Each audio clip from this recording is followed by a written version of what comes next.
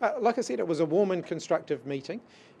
It was an opportunity for relatively free-flowing dialogue on a range of issues where New Zealand and China have mutual interests. We raised all of the issues that you would expect. Obviously, there was a particular economic focus to our conversations. That's an issue of such importance to New Zealand exporters.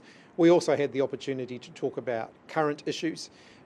The relationship between China and the US was discussed, the situation in Ukraine was discussed, the Pacific was discussed, human rights were discussed, so a broad range of issues. I described the meeting as warm and constructive for a reason, because I think all of the messages that I was conveying were well received or were received, and I'm certainly not going to speak for the Chinese side, but I felt like I was able to get across New Zealand's position. I was able to restate New Zealand's position that we welcome dialogue between China and the US, and with reference to recent dialogue opportunities, including the visit by Secretary Blinken here to Beijing just recently.